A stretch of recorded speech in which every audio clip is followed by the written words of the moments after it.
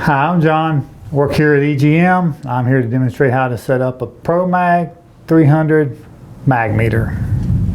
All right.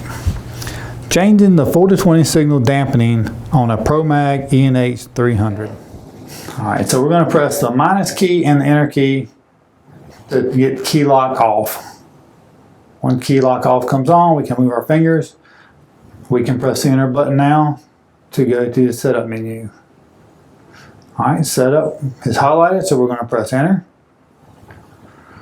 Now we've got our menu. We're going to scroll down with the plus key until we get the current out 1.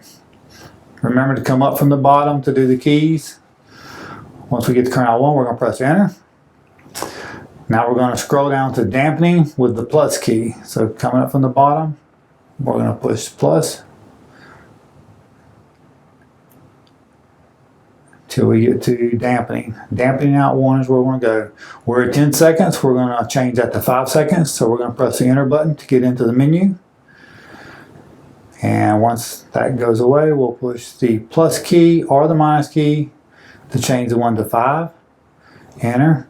We want to change the 0 to a decimal place. So pushing the plus or minus, highlight the decimal. Then we're going to press enter.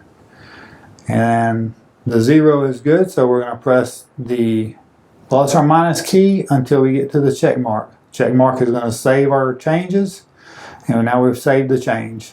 So now at this point, we're going to push the plus and minus key to get back to the home page. Once, twice, and now we're back to the home page. You've now changed the dampening for the 4 to 20 signal.